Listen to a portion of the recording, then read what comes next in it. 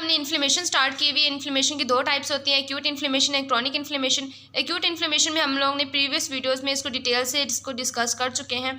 आज का हमारा टॉपिक है क्रॉनिक इन्फ्लेमेशन। जब इन्फ्लेमेशन हमारे पास प्रोलॉन्ग ड्यूरेशन के लिए हो जाती है, प्रोलॉन्ग ड्यूरेशन, तो इसको हम लोग क्या कहते हैं, इसको हम लोग क्रॉनिक इन्फ्लेमेशन कहते हैं। चलिए इसमें देखते हैं इसमें कौन कौन से सेल्स इन्वॉल्व होते हैं क्रॉनिक इन्फ्लेमेशन में। Cells involve in chronic inflammation, सबसे पहले यहाँ पे क्या होते हैं, मैक्रोफेजेस। मैक्रोफेजेस इन्वॉल्व होते हैं जो कि डोमिनेंट सेल्स होते हैं क्रॉनिक इन्फ्लेमेशन में। एक्यूट इन्फ्लेमेशन में हमारे पास न्यूट्रोफिल्स डोमिनेंट सेल्स थे, लेकिन क्रॉनिक इन्फ्लेमेशन में हमारे पास क्या है, मैक्रोफेजेस डोमिनेंट सेल्स हैं। अब जो ये एक्टिवेटेड इनके पाथवेज होते हैं, कुछ कौन कौन से पाथवेज होंगे, दो तरह के पाथवेज होते हैं इसके। एक तो क्लासिकल पाथवे होता है, दूसरा अल्टरनेटिव पाथवे। इन दोनों की मदद से ये मैक्रोफेजेस क्या हो जाती हैं, एक्टिवेट हो जाते हैं। देन हमारे पास कौन से सेल्स होंगे, लिम्फोसाइट्स होंगे जो कि आएंगे और क्रॉनिक इन्फ्लेमेशन में रोल प्ले करेंगे। देन हमारे पास कौन से होंगे, इजिनोफिल्स होंगे, इजिनोफिल्स एंड मास्ट सेल्स, और हमारे पास क्या होंगे, ग्लैंडुलोमा वगैरह होंगे। ठीक है, अच्छा उसके बाद फिर हम लोग इसकी देखते हैं मॉर्फोलॉजी। क्रॉनिक इन्फ्लेमेशन क्या मॉर्फोलॉजी है, ये कैसे बनती है। अगर ये क्रॉनिक इन्फ्लेमेशन किसी जगह पे हो गई है तो हमें कैसे पता चलेगा कि क्रॉनिक इन्फ्लेमेशन हो गई है। तो ये क्या होगा, इससे सबसे पहले यहाँ पे इन्फ्लेमेशन हो जाएगी। इन्फ्लेमेशन होगी तो फिर उस जगह पे क्या होगा, पहले वेजो कंस्ट्रक्शन होगी, फिर वेजो डायलेशन हो जाएगी। उसके बाद फिर कहाँ, वहाँ पे जब क्रॉनिक इन्फ्लेमेशन हो जाएगी तो जिस जगह पे हुई है, जिस टिश्यूज़ पे हुई है, तो टिश्यू डिस्ट्रक्शन स्टार्ट हो जाएगी, डिस्ट्रॉय हो जाएंगी टिश्यूज़। देन इसमें क्या होगा, जब डिस्ट्रक्शन हो जाएगी, क्रॉनिक इन्फ्लेमेशन हो जाएगी, ठीक है, तो कुछ काफ़ी देर अरसे बाद तो क्या हो जाएगा, हमारे पास रिपेयरिंग का प्रोसेस स्टार्ट हो जाएगा। तो उस जगह पे हमें कुछ सेल्स की रिपेयरिंग होना भी दिखाई देगी। ठीक है, इसके बाद हम लोग सिस्टेमिक इफ़ेक्ट्स पढ़ते हैं क्रॉनिक इन्फ्लेमेशन के। सिस्टेमिक क्या क्या इफ़ेक्ट्स आते हैं पूरी बॉडी में हमारे पास।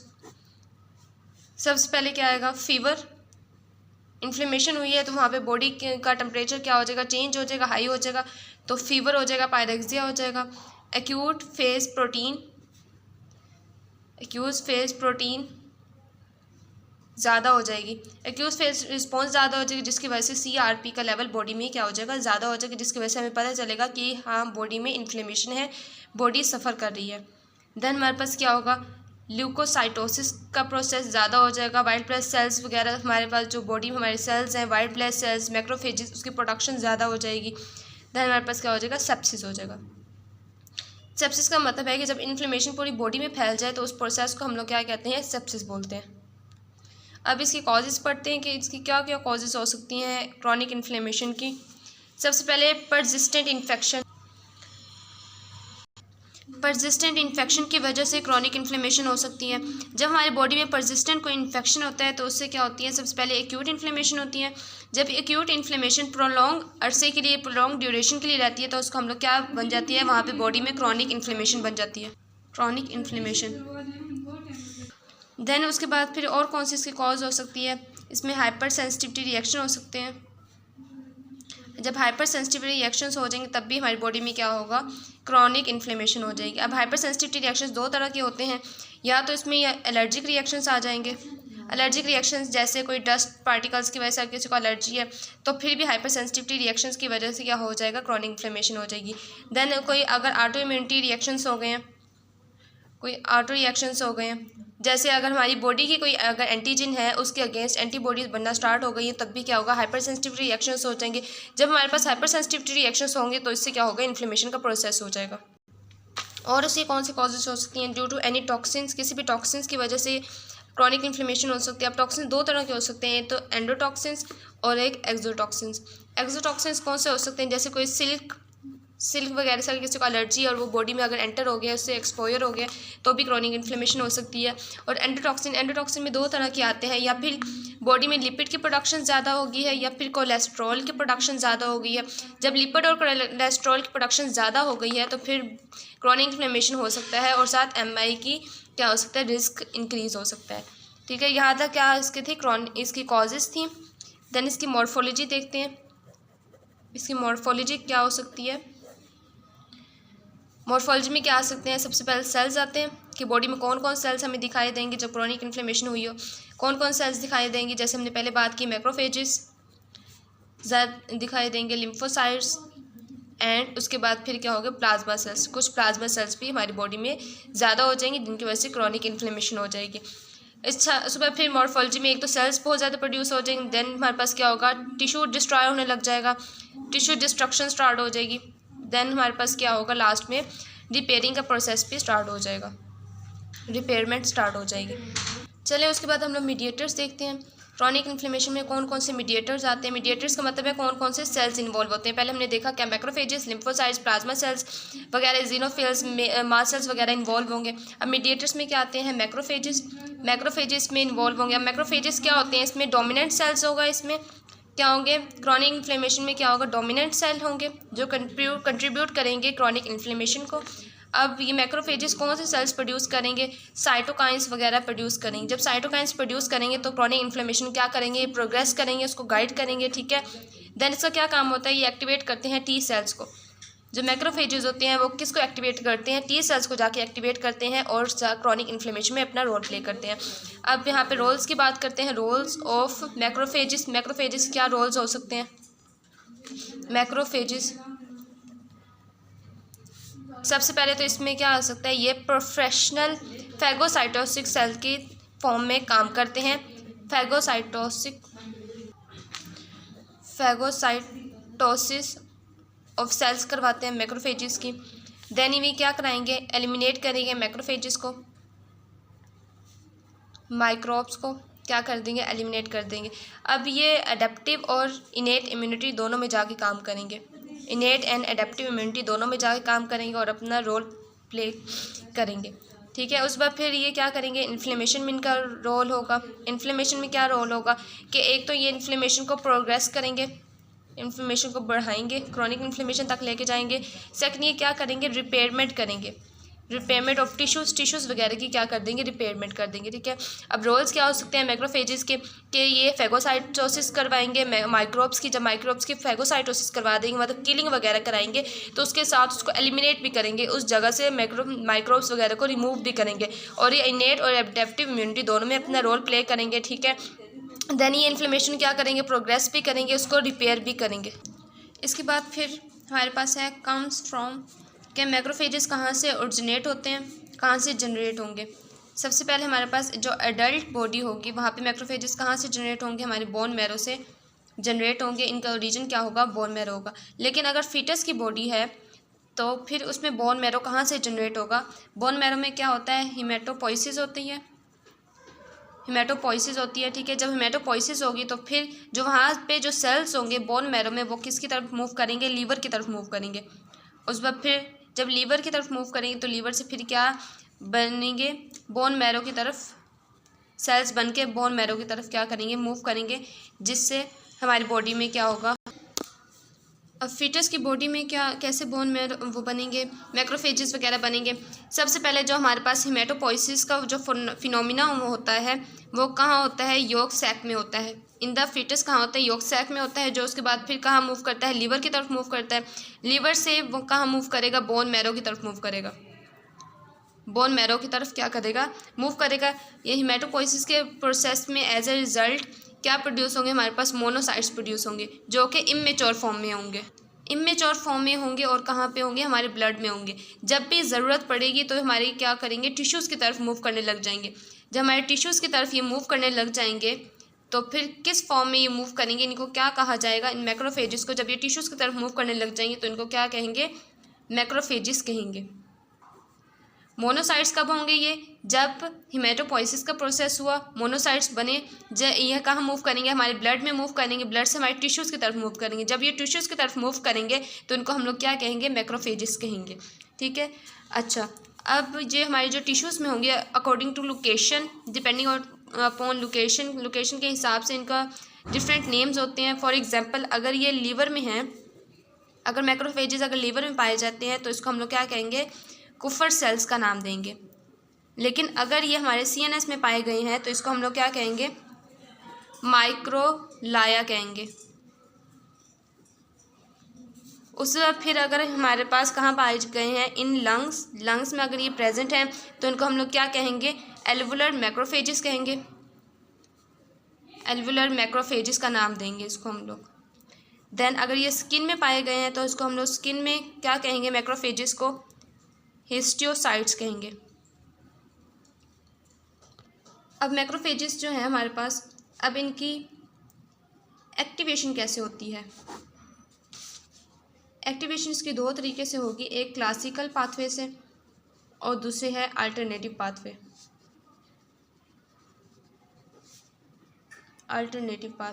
अब इन दोनों जो पाथवे है इसका स्टिमुलस दोनों का अलग अलग होगा। क्लासिकल पाथवे का स्टिमुलस अलग होगा, अल्टरनेटिव पाथवे का स्टिमुलस क्या होगा, अलग होगा।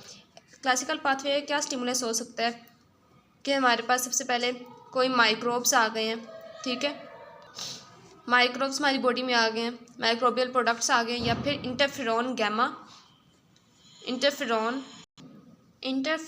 गैमा एक्टिवेट करेंगे। किसको एक्टिवेट करेंगे, M1 को एक्टिवेट करेंगे।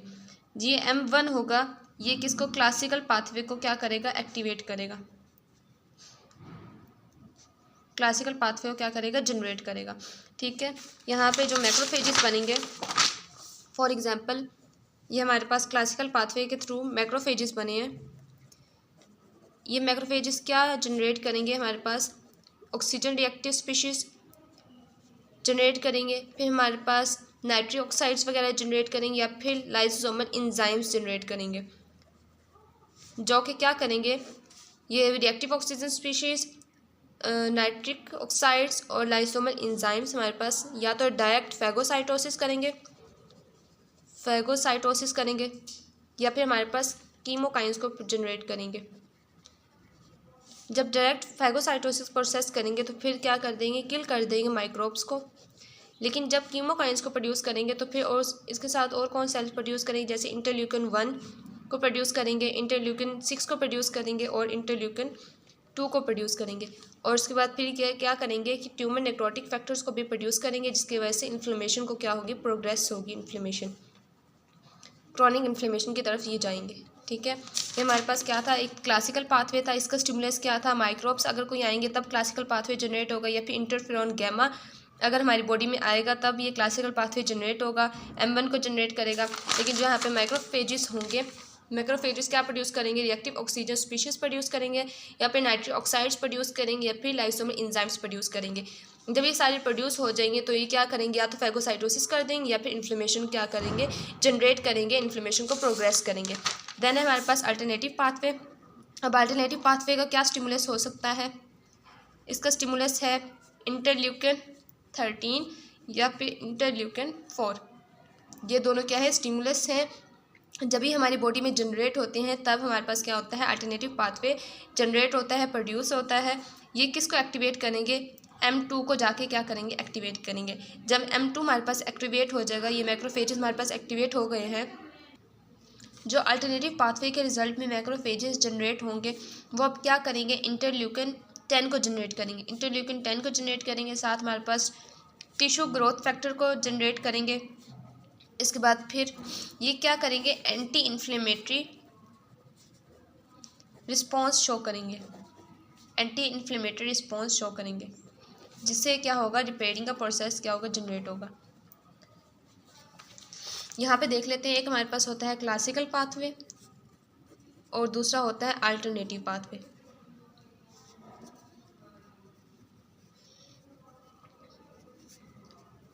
जो हमारे पास क्लासिकल पाथवे होता है ये क्या करता है, इन्फ्लेमेटरी रिस्पॉन्स को क्या करेगा, जनरेट करेगा, प्रोग्रेस करेगा। और जो हमारे पास अल्टरनेटिव पाथवे होता है ये एंटी इन्फ्लेमेटरी रिस्पॉन्स शो करता है। एंटी इन्फ्लेमेटरी रिस्पॉन्स जब शो करेगा तो फिर किस में इन्वॉल्व होगा, ये हमारे पास रिपेयरिंग के प्रोसेस में क्या होगा, इन्वॉल्व होगा। इसी तरह जो क्रॉनिक इन्फ्लेमेशन होती है इसमें एक तो इन्फ्लेमेशन भी हो रही होती है, दूसरा रिपेयरिंग का प्रोसेस भी हो रहा होता है, ठीक है। देन उसके बाद फिर हम लोग सिग्निफिकेंस देखते हैं, मैक्रोफेजेस की सिग्निफिकेंस क्या है, ये क्या क्या काम करते हैं, इनकी इम्पोर्टेंस क्या है। एक तो ये हमारे पास साइटोकाइंस वगैरह को, कीमोकाइंस को जनरेट करेंगे। जब कीमोकाइंस को जनरेट करेंगे तो फिर इन्फ्लेमेशन को एक तो ये प्रोग्रेस करते हैं, ठीक है, प्रोग्रेशन करते हैं इन्फ्लेमेशन को, और फिर क्या करते हैं, रिपेयरिंग का प्रोसेस भी करते हैं। ये दोनों काम करते हैं, ठीक है। और दूसरा मैक्रोफेजेस क्या करेंगे, हमारे पास टी सेल्स को जनरेट करेंगे। टी सेल्स को क्या करेंगे, जनरेट करेंगे। अब ये टी सेल्स को कैसे जनरेट कर सकते हैं, फॉर एग्जांपल ये हमारे पास कोई मैक्रोफेजेस है, ठीक है। ये कोई हमारे पास क्या है, एंटीजन आया है, इसने इसको खा लिया है, ठीक है। आफ्टर इसको किलिंग के बाद ये क्या करेगा, अपने ऊपर कुछ सेल्स को प्रेजेंट कर लेगा। इसके अगर फॉर एग्जांपल ये हमारे पास माइक्रोब है, इसको इसने खाने के बाद इसके टुकड़े कर लिए हैं और फिर कुछ टुकड़ों को अपने ऊपर ऐसे लगा लिया है, तो फिर अब ये क्या बन गया है, एंटीजन प्रेजेंटिंग सेल्स बन चुके हैं। ये मैक्रोफेजेस एंटीजन प्रेजेंटिंग सेल्स बनने के बाद ये टी सेल्स को क्या करेंगे, जनरेट करेंगे, उनको सिग्नल भेजेंगे कि हाँ भाई ये एंटीजन अब बॉडी में आया है, इसको मैंने किल कर लिया है, लेकिन जब ये दोबारा आएगा तो तुम तैयार रहना, ठीक है। ये जो मैक्रोफेजेस हैं ये दोबारा फिर जब रिस्पॉन्स शो करेंगे तो मैक्रोफेजेस को दोबारा फिर बना देंगे टी सेल्स। मैक्रोफेजेस ने टी सेल्स को बनाया, टी सेल्स दोबारा फिर मैक्रोफेजेस को बनाएंगे। ये एक लूप की फॉर्म में ये एक फिनोमिना चलता है। आगे हम देखते हैं टी सेल्स होते क्या हैं, टी लिम्फोसाइट्स क्या होते हैं। टी लिम्फोसाइट्स ज़्यादातर हमारे क्या होते हैं, क्रॉनिक इन्फ्लेमेशन में इन्वॉल्व होते हैं, क्रॉनिक इन्फ्लेमेशन करवाते हैं। ये हमारे पास सिर्फ अडेप्टिव इम्यूनिटी में इन्वॉल्व होते हैं, इनेट इम्यूनिटी में इनका कोई रोल नहीं है, ये अडेप्टिव इम्यूनिटी में हमारी रोल प्ले करते हैं, ठीक है। उसके बाद फिर है हमारे पास ये जब जनरेट होते हैं टी लिम्फोसाइट्स तो फिर किसको जनरेट करते हैं, इनके पास 3 सेल्स होते हैं, ये इन 3 सेल्स को जाके जनरेट करते हैं, जिसको कहते हैं helper T cells 1। Helper T cells जो 1 होते हैं ये इंटरफेरॉन गैमा को जाके जनरेट करते हैं। जब इंटरफेरॉन गैमा जनरेट हो जाता है तो मैक्रोफेजेस की प्रोडक्शन को ये इंक्रीज़ कर देते हैं। जब मैक्रोफेजेस की प्रोडक्शन इंक्रीज़ हो जाएगी, क्लासिकल पाथवे होगा तो फिर इन्फ्लेमेशन जनरेट हो जाएगी। देन हमारे पास क्या है, helper T cell type 2। Helper T cell type 2 को भी जनरेट करते हैं, जो फिर किसको जनरेट करेगा, इंटरल्यूकिन 4, इंटरल्यूकिन 5, उससे फिर इंटरल्यूकिन 13 को जनरेट करेंगे। ये तो मैक्रोफेजेस को जनरेट कर रहा था हेल्पर टी सेल्स 1। ये हेल्पर टी सेल्स 2 जो होते हैं ये किसको जनरेट करते हैं, किसको एक्टिवेट करेंगे, इजिनोफिल्स वगैरह को क्या करेंगे, एक्टिवेट करेंगे। इजिनोफिल्स को एक्टिवेट करेंगे तो फिर क्या होगा, जब पैरासाइटिक इन्फेक्शन हमारे पास होगा तब हेल्पर T2 सेल्स जनरेट होंगे।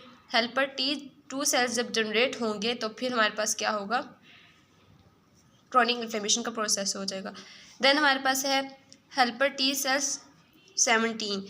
ये जो 17 है ये इंटरल्यूकिन भी 17 जनरेट करते हैं। जब इंटरल्यूकिन 17 जनरेट होगा तो फिर ये किसको जनरेट करेंगे, हमारे न्यूट्रोफिल्स वगैरह को क्या करेंगे, प्रोड्यूस करेंगे, इनको जनरेट करेंगे, इनके प्रोडक्शन ज़्यादा कर देंगे। जब न्यूट्रोफिल्स की प्रोडक्शन ज़्यादा हो जाएगी तब भी क्रॉनिक इन्फ्लेमेशन क्या हो जाएगी, प्रोग्रेस हो जाएगी, ज़्यादा हो जाएगी। चलो अब ये देखते हैं कि मैक्रोफेजेस से टी सेल्स कैसे बनते हैं और टी सेल्स फिर मैक्रोफेजेस कैसे प्रोड्यूस होंगे। फॉर एग्जाम्पल हमारे पास एक एक्टिवेटेड मैक्रोफेजेस है, इसने क्या किया, इसने एंटीजन से एक्सपोजर इसका हुआ, इसने टी सेल्स को क्या करे, पैगाम भेजा। टी सेल्स जनरेशन के बाद क्या करते हैं, कन्वर्ट होते हैं किसमें, हेल्पर टी सेल 1 और हेल्पर टी सेल 17। जो हेल्पर टी सेल 17 होते हैं ये क्या करता है, ल्यूकोसाइट की रिक्रूटमेंट कराएगा, ल्यूकोसाइट को अकोमुलेट करेगा, ल्यूकोसाइट को जनरेट करेगा, ठीक है। लेकिन जो हेल्पर टी सेल 1 है ये किसकी फॉर्मेशन करेगा, इंटरफेरॉन गैमा की फॉर्मेशन करेगा। जो इंटरफेरॉन गैमा होता है वो क्या काम करता है, पीछे भी हमने पढ़ा कि मैक्रोफेजेस की प्रोडक्शन को इंक्रीज़ करता है, दोबारा क्या बन जाएंगे, मैक्रोफेजेस बन जाएंगे। मैक्रोफेजेस एक्टिवेट हुए, टी सेल्स को खबर भेजी, टी सेल्स जनरेट हो गए, टी सेल्स कहाँ कन्वर्ट हुए, हेल्पर टी सेल 1 और हेल्पर टी सेल 17 में। 17 ने क्या काम किया, ल्यूकोसाइट की रिक्रूटमेंट कराई। टी सेल 1 ने क्या काम किया कि इंटरफेरॉन गैमा को प्रोड्यूस किया। इंटरफेरॉन गैमा क्या काम करता है कि मैक्रोफेजेस के प्रोडक्शन को ज़्यादा कर देता है। इस तरह ये एक लूप की फॉर्म में ये प्रोसेस जारी रहता है और इन्फ्लेमेशन होती रहती है। अच्छा, हमारे पास अब मैक्रोफेजेस तो हो गए, अब हमारे पास कौन से सेल्स रह गए हैं, इजिनोफिल्स रह गए हैं, ठीक है। मास सेल्स को पढ़ते हैं हम। देन हमारे पास क्या, न्यूट्रोफिल्स रह गए हैं, क्योंकि ये सारे सेल्स भी क्या इन्फ्लेमेशन में अपना रोल प्ले करते हैं।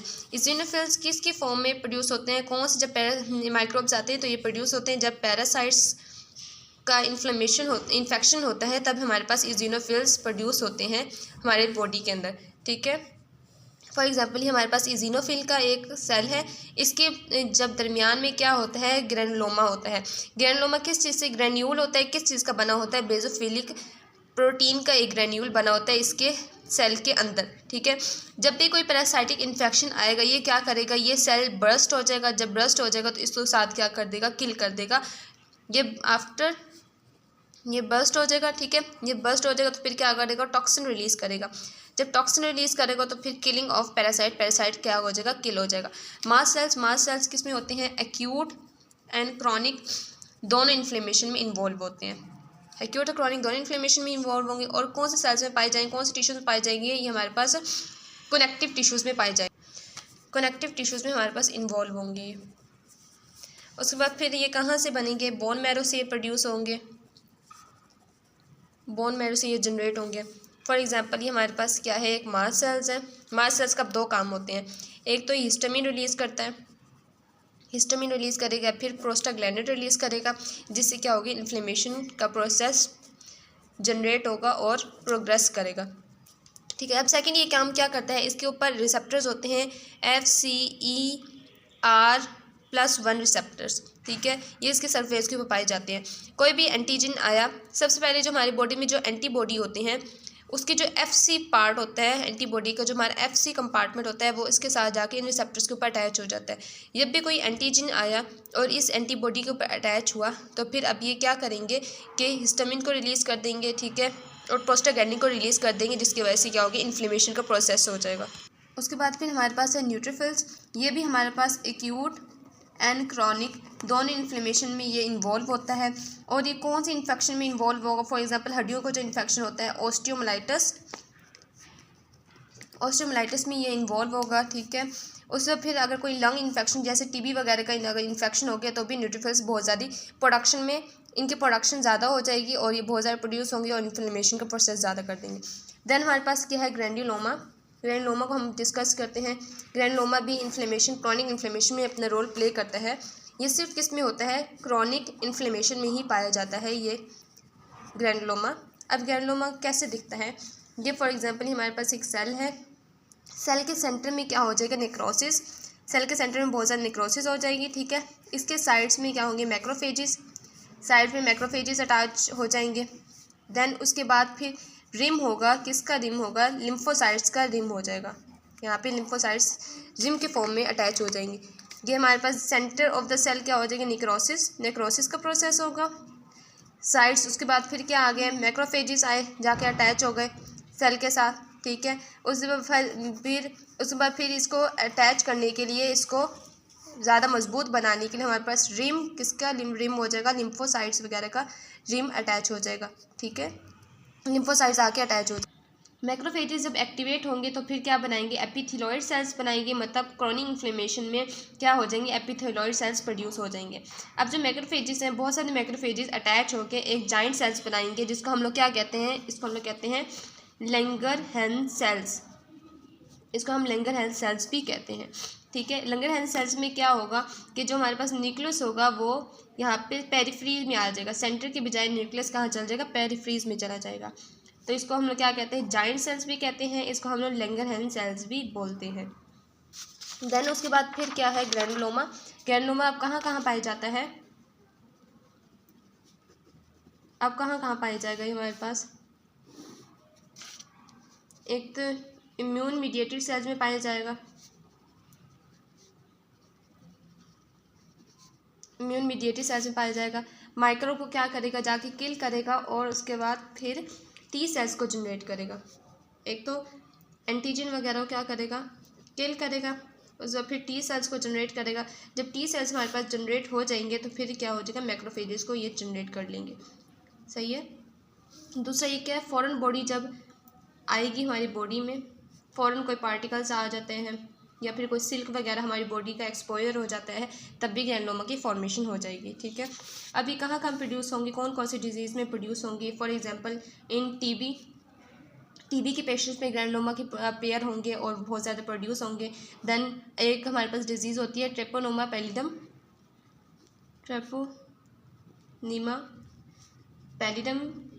इसमें बहुत ज़्यादा हमें दिखाई देंगे ग्रैन्युलोमा। देन अगर कोई फंगल इन्फेक्शन हमारी बॉडी में हो गया तभी ग्रैन्युलोमा की फॉर्मेशन ज़्यादा हो जाएगी और हमारी बॉडी में नज़र आएंगे। देन क्रोन्स डिजीज़ एक इन्फ्लेमेशन डिजीज़ है हमारी GI ट्रैक की, तो इसमें भी ग्रैन्युलोमा की फॉर्मेशन क्या हो जाएगी, ज़्यादा हो जाएगी। अब इसकी मॉर्फोलॉजी पढ़ते हैं कि इसकी मॉर्फोलॉजी क्या है ग्रैन्युलोमा की।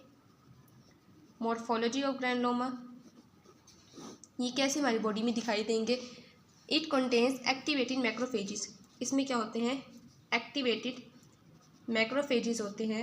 एक्टिवेटेड मैक्रोफेजेस को हम लोग क्या बोलते हैं, एक्टिवेटेड मैक्रोफेजेस को हम लोग एपिथेलॉइड सेल्स बोलते हैं। इसमें क्या पाए जाएंगे, एपिथेलॉइड सेल्स पाए जाएंगे। मतलब अगर किसी भी जगह हमारे पास ग्रैनुलोमा है तो वहाँ पे एक्टिवेटेड मैक्रोफेजेस होंगे यानी एपिथेलॉइड सेल्स होंगे। और उसके बाद फिर जाइंट सेल्स हमारे पास पाए जाएंगे। जाइंट सेल्स कैसे प्रोड्यूस होंगे, फ्यूजन ऑफ मैक्रोफेजेस से जाइंट सेल्स प्रोड्यूस होंगे। देन हमारे पास नेक्रोसिस होगी, ठीक है। अब नेक्रोसिस दो तरह की होती है। अगर हम लोग ग्रोसी इसको फीचर में देखें, इसको ग्रोसी फीचर में देखें तो फिर क्या होगी, इसकी चीज़ी अपीयरेंस होगी। इसकी चीज़ी अपीयरेंस होगी तो हम लोग इसको कौन सी नेक्रोसिस बोलेंगे, हम इसको केशियस नेक्रोसिस बोलेंगे, इसको केशियस नेक्रोसिस बोलेंगे, ठीक है। और दूसरी नेक्रोसिस अगर हम लोग इसको माइक्रोस्कोपिकली देखें तो यहाँ पे डी रेंज सेल्स हो जाएंगे, जिसको हम लोग क्या कहेंगे, नेक्रोसिस हो। इस जगह पे क्या है, नेक्रोसिस है, ठीक है। यहाँ तक हो गया। उसके बाद फिर जो हमारे पास नेक्रोसिस होती है वो दो तरह की होती है। या तो नेक्रोसिस पाई जाएगी या फिर नहीं पाई जाएगी। अगर नेक्रोसिस हमारे पास एक केशियस ग्रैनुलोमा होता है जिसमें नेक्रोसिस पाई जाएगी, और एक होता है नॉन केशियस जिसमें नेक्रोसिस नहीं पाई जाएगी। इसमें नेक्रोसिस क्या होगी, इसमें सेंट्रल नेक्रोसिस होगी, ठीक है। इसमें सेंट्रल नेक्रोसिस नहीं होगी। इसमें सेंट्रल नेक्रोसिस होगी तो ये कौन से पेशेंट्स में हमें दिखाई देगी, जैसे फॉर एग्जांपल टीबी के पेशेंट में हम लोग को सेंट्रल नेक्रोसिस पाई जाएगी तो हम लोग इसको क्या कहेंगे, केशियस नेक्रोसिस बोलेंगे। और नॉन केशियस नेक्रोसिस जो है, जहाँ पे नेक्रोसिस नहीं होगी, वो कौन से पेशेंट्स में पाई जाएगी, क्रोन्स डिजीज़ के पेशेंट्स में ये नेक्रोसिस, ये नॉन केशियस नेक्रोसिस पाई जाएगी, ठीक है। यहाँ तक इसकी होगी मॉर्फोलॉजी। इसका आगे सिस्टमिक इफेक्ट्स पढ़ लेते हैं कि हमारी बॉडी में इसके कौन कौन से इफेक्ट्स होते हैं इसके ग्रैनुलोमा के। सबसे ये क्या करेगा, पहले फीवर कॉज करेगा, देन एक्यूट फेज रिस्पॉन्स करेगा। एक्यूट फेज रिस्पॉन्स, जैसे कि पहले मैंने कहा कि एक्यूट फेज रिस्पॉन्स में क्या होता है, CRP का लेवल ज़्यादा हो जाता है। जब CRP का लेवल ज़्यादा हो जाता है, हमारे ब्लड का एक टेस्ट होता है, उसमें अगर CRP का लेवल ज़्यादा है तो इसका क्या मतलब है कि इन्फेक्शन है हमारी बॉडी में, ठीक है। देन ये क्या करेगा, फिब्रिनोजन का लेवल ज़्यादा कर देगा हमारी बॉडी में। देन ये क्या करेगा कि CAP का लेवल क्या करेगा, ज़्यादा कर देगा। 3 काम करेगा। उसके बाद फिर ये और क्या करेगा, ग्रैनुलोमा हमारे बॉडी में ल्यूकोसाइटोसिस का प्रोसेस ज़्यादा कर देगा, मतलब ल्यूकोसाइट ज़्यादा प्रोड्यूस होने लग जाएंगे। अब ल्यूकोसाइट्स हमारी कहाँ से प्रोड्यूस होते हैं, कहाँ से जनरेट होंगे, बोन मैरो से जाके जनरेट होंगे। बोन मैरो का वर्क क्या हो जाएगा, वर्कलोड ज़्यादा हो जाएगा। उसके बाद फिर अगर फॉर एग्जांपल ल्यूकोसाइट्स में क्या क्या आ सकते हैं हमारे पास, जैसे अगर बैक्टीरियल कोई इन्फेक्शन है तो फिर न्यूट्रोफिल्स बहुत ज़्यादा प्रोड्यूस होने लग जाएंगे बोन मैरो से। अगर कोई हमारे पास पैरासाइटिक इन्फेक्शन है तो फिर हमारे पास इजिनोफिल बहुत ज़्यादा प्रोड्यूस होने लग जाएंगे। तो ये हमारे पास क्या था, ग्रैनुलोमा। ग्रैनुलोमा क्या होता है, हमारे पास एक बॉडी होती है जो नेक्रोसिस जिसमें हुई होती है, सेंट्रली नेक्रोसिस, साइड पे मैक्रोफेजेस होते हैं, उसके साइड पे क्या होते हैं, लिम्फोसाइट्स वगैरह पाए जाते हैं, ठीक है।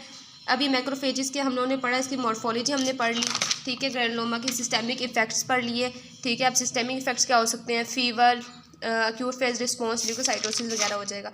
यहाँ तक हमारे पास क्या था, क्रॉनिक इन्फ्लेमेशन था। क्रॉनिक इन्फ्लेमेशन में हमारे पास सेल्स कौन से थे, macrophages, eosinophils, mast cells and neutrophils.